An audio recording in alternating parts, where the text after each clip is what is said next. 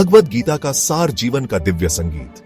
नमस्कार देवियों और सज्जनों, मैं हूं आपका होस्ट और आज हम एक ऐसी यात्रा पर निकल रहे हैं जो सदियों से मानवता को प्रेरित करती आई है, श्रीमद् भगवद गीता के शाश्वत ज्ञान की ओर। यह वह दिव्य संवाद है जो कुरुक्षेत्र की युद्ध भूमि पर मोहग्रस्त अर्जुन और उनके सारथी स्वयं भगवान श्री कृष्ण के मध्य हुआ था। गीता के उपदेश केवल उस विशेष कालखंड या परिस्थिति के लिए नहीं थे, बल्कि ये तो हर युग, हर मनुष्य के लिए जीवन जीने की कला सिखाते हैं। एक ऐसा प्रकाश स्तंभ है जो हमें सही दिशा दिखाते हैं। भगवद गीता में भगवान श्री कृष्ण ने अर्जुन को जो उपदेश दिया वह केवल युद्ध भूमि के लिए नहीं था, बल्कि संपूर्ण मानवता के लिए जीवन का मार्गदर्शन है। उसका मूल सार निम्नलिखित बिंदुओं में समझा जा सकता है: कर्म का महत्व, आत्मा की अमरता, संभाव का दृष्टिकोण और ईश्वर के प्रति अटूट श्रद्धा। ये सिद्धांत हमें सिखाते हैं कि कैसे हम अपने दैनिक जीवन की चुनौतियों का सामना धैर्य और विवेक से कर सकते हैं। गीता का ज्ञान एक गहरा सागर है और आज हम इस सागर से कुछ अनमोल मोती चुनने का प्रयास करेंगे जो हमारे जीवन को अधिक सार्थक और शांतिपूर्ण बना सकते हैं। इस वीडियो श्रृंखला के माध्यम से हमारा प्रयास रहेगा कि हम गीता के इन गूढ़ रहस्यों को सरल और सहज भाषा में आप तक पहुंचा सकें। हम जानेंगे कि कैसे भगवान श्री कृष्ण के वचन हमारे व्यक्तिगत, सामाजिक और आध्यात्मिक जीवन में क्रांति ला सकते हैं। तो चलिए तैयार हो जाइए इस अद्भुत ज्ञान यात्रा के लिए जो आपके जीवन को एक नई दिशा और एक नई ऊर्जा प्रदान करेगी। आइए मिलकर समझते हैं गीता के उस सार को जो जीवन का सच्चा संगीत है। कर्म का सिद्धांत, स्वधर्म का पालन। देवियों और सज्जनों, गीता का पहला और सबसे महत्वपूर्ण उपदेश है अपने धर्म के अनुसार कर्तव्य का पालन करना, जिसे स्वधर्म कहा गया है। अध्याय 2 के 47वें श्लोक में भगवान श्री कृष्ण अर्जुन से कहते हैं, कर्मण्येवाधिकारस्ते मा फलेषु कदाचन मा कर्म फल हेतुर्भूर्मा ते संगोस्त्व कर्मणि। अर्थात हे अर्जुन, तुम्हारा अधिकार केवल कर्म करने में है, उसके फल पर कभी नहीं। तुम न तो स्वयं को अपने कर्मों के फल का कारण समझो और न ही कर्म न करने में तुम्हारी आसक्ति हो। यह श्लोक हमें सिखाता है कि हमें अपने निर्धारित कर्तव्यों को पूरी निष्ठा और समर्पण भाव से करना चाहिए, बिना यह सोचे कि उसका परिणाम क्या होगा। फल की चिंता हमें वर्तमान कर्म से विचलित कर सकती है और अनावश्यक तनाव उत्पन्न करती है। इस सिद्धांत का मर्म यह है कि जब हम फल की आसक्ति से मुक्त होकर कर्म करते हैं तो हमारा ध्यान पूरी तरह से कर्म की गुणवत्ता पर केंद्रित होता है। चाहे हम विद्यार्थी हों, गृहस्थ हों, व्यवसायी हों या किसी भी अन्य भूमिका में हों, हमारा स्वधर्म है अपने उत्तरदायित्वों का निर्वहन पूरी ईमानदारी और कुशलता से करना। जब हम केवल कर्म पर ध्यान केंद्रित करते हैं तो हम न केवल बेहतर परिणाम प्राप्त करते हैं, बल्कि मानसिक शांति और संतोष का भी अनुभव करते हैं। यह एक प्रकार की कर्म योग साधना है जहां कर्म ही पूजा बन जाता है और कर्ता फल की चिंता से मुक्त होकर अपने कर्तव्य पथ पर अग्रसर रहता है। यह निष्काम कर्म का पहला सोपान है जो हमें आत्मशुद्धि और आध्यात्मिक उन्नति की ओर ले जाता है। आत्मा की अमरता, मृत्यु के भय से परे। अब हम गीता के एक और गहन सत्य पर विचार करेंगे, आत्मा की अमरता। अध्याय 2 के 20वें श्लोक में भगवान श्री कृष्ण अर्जुन को आत्मा के वास्तविक स्वरूप का ज्ञान देते हुए कहते हैं, न जायते म्रियते व कदाचिन्नाय भूत्वा भविता व न भूय अजो नित्य शाश्वतोयम पुराणो न हन्यते हन्यमाने शरीरे। इसका अर्थ है कि यह आत्मा न तो कभी जन्म लेती है और न ही कभी मरती है। ऐसा भी नहीं है कि यह पहले नहीं थी और भविष्य में नहीं होगी। यह अजन्मा, नित्य, शाश्वत और पुरातन है। शरीर के मारे जाने पर भी यह नहीं मारी जाती। यह उपदेश अर्जुन के मन से युद्ध में अपने प्रियजनों की मृत्यु के भय को दूर करने के लिए दिया गया था। यह ज्ञान हमारे जीवन में भी मृत्यु के भय को कम करने में अत्यंत सहायक है। जब हम यह समझ जाते हैं कि हम केवल यह नाशवान शरीर नहीं बल्कि अविनाशी आत्मा है, तो मृत्यु का भय निर्मूल हो जाता है। शरीर वस्त्रों की भांति है जिसे आत्मा एक निश्चित समय के लिए धारण करती है और समय आने पर त्याग देती है। आत्मा का यह सफर निरंतर चलता रहता है, विभिन्न योनियों और अनुभवों से गुजरता हुआ।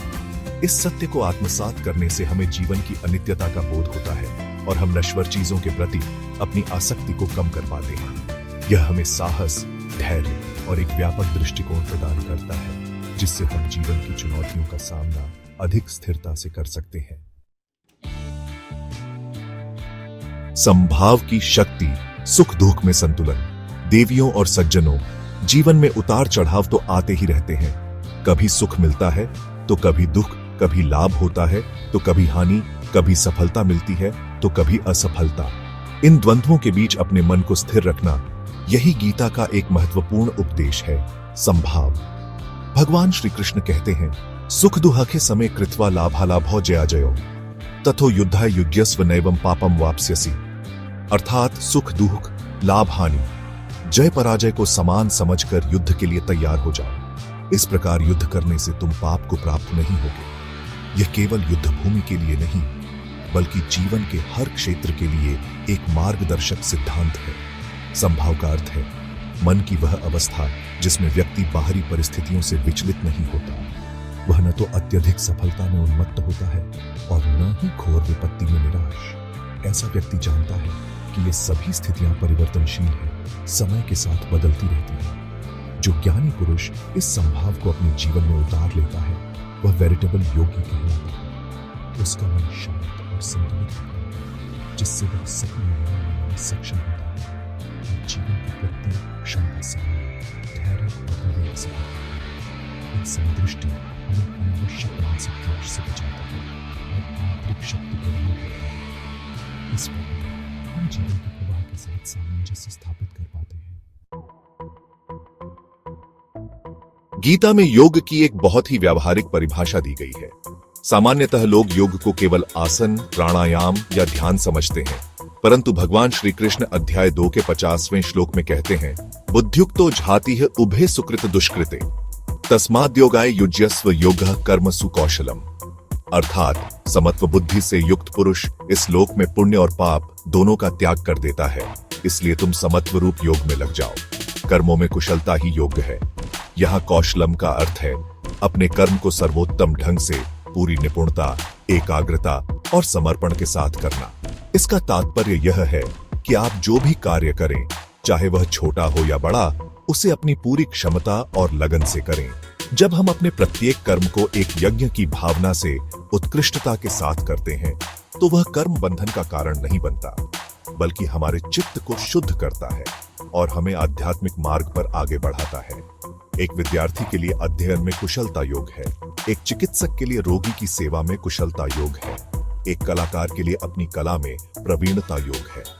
इस प्रकार जीवन का प्रत्येक कर्म योग साधना का एक अंग बन सकता है, यदि उसे सही दृष्टिकोण और निपुणता के साथ किया जाए। यह हमें कर्म के माध्यम से ही परमात्मा से जुड़ने का मार्ग दिखाता है। देवियों और सज्जनों, गीता का एक केंद्रीय संदेश है ईश्वर के प्रति पूर्ण श्रद्धा और समर्पण।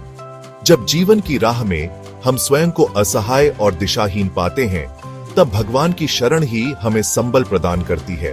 अध्याय 18 के 66वें श्लोक में भगवान श्री कृष्ण अर्जुन को आश्वासन देते हुए कहते हैं, सर्वधर्मान् परित्यज्य मामेकं शरणं व्रज अहम त्वा सर्व पापेभ्यो मोक्षयिष्यामि मा शुचः।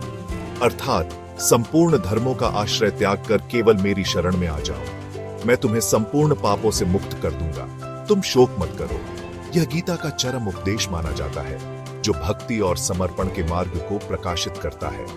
इसका अर्थ यह नहीं है कि हम अपने कर्तव्यों का त्याग कर दें, बल्कि यह है कि हम अपने सभी कर्मों को ईश्वर को समर्पित करते हुए करें, कर्तापन के अभिमान से मुक्त होकर। जब हम यह मान लेते हैं कि ईश्वर ही सर्वशक्तिमान है और हम केवल उसके निमित्त मात्र हैं, तो हमारे मन से भय, चिंता और अहंकार समाप्त हो जाते हैं।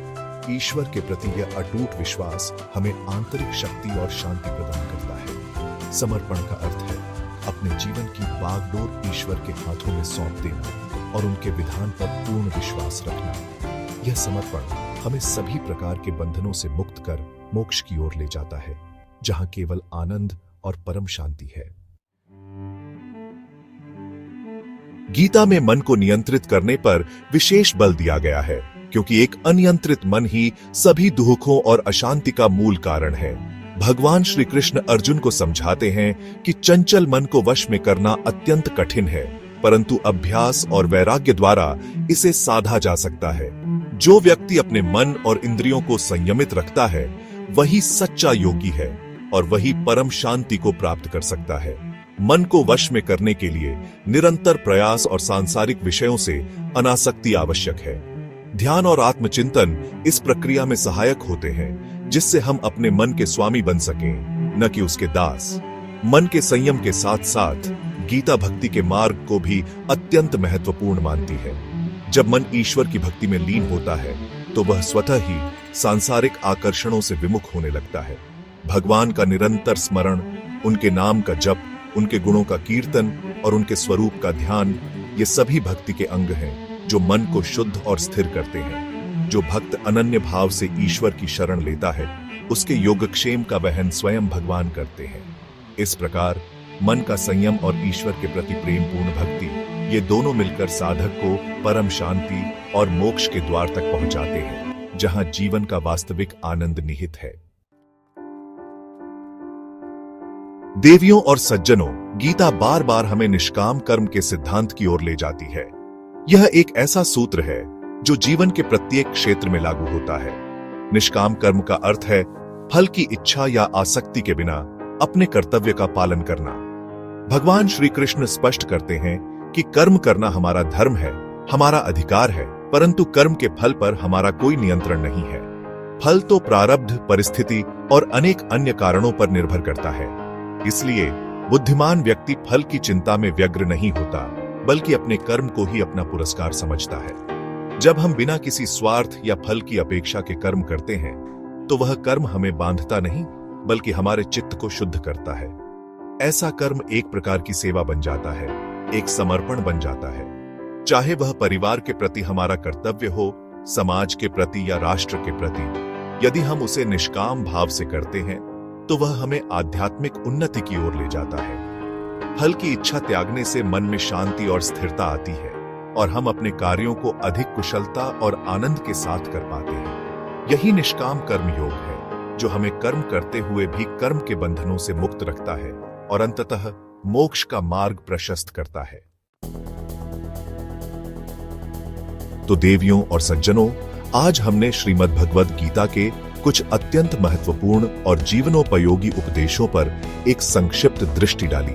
यह वह ज्ञान गंगा है जो अनादिकाल से बह रही है और जिसने अनगिनत आत्माओं को शांति और दिशा प्रदान की है।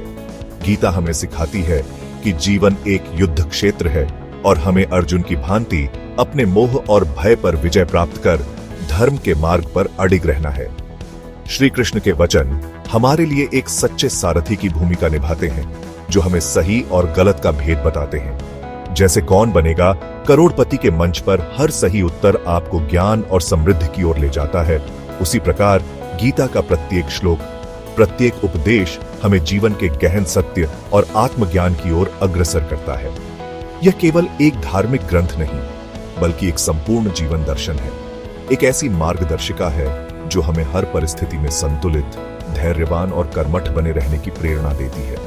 इसके सिद्धांत सार्वभौमिक हैं और हर व्यक्ति, चाहे वह किसी भी पृष्ठभूमि का हो, इनसे लाभान्वित हो सकता है। तो चलिए आज हम यह संकल्प लें कि गीता के इन अनमोल उपदेशों को केवल सुनेंगे या पढ़ेंगे ही नहीं, बल्कि अपने जीवन में उतारने का भी प्रयास करेंगे। स्वधर्म का पालन, आत्मा की अमृता में विश्वास, संभाव, कर्म में कुशलता, ईश्वर में श्रद्धा, मन का संयम और निष्काम कर्म, इन सूत्रों को अपनाकर हम निश्चित रूप से एक अधिक शांतिपूर्ण, सफल और सार्थक जीवन जी सकते हैं। दिशा टैक्स की ओर से हम आपके उज्जवल और मंगलमय भविष्य की कामना करते हैं। शुभ रात्रि, शब्बा खैर, गुड नाइट।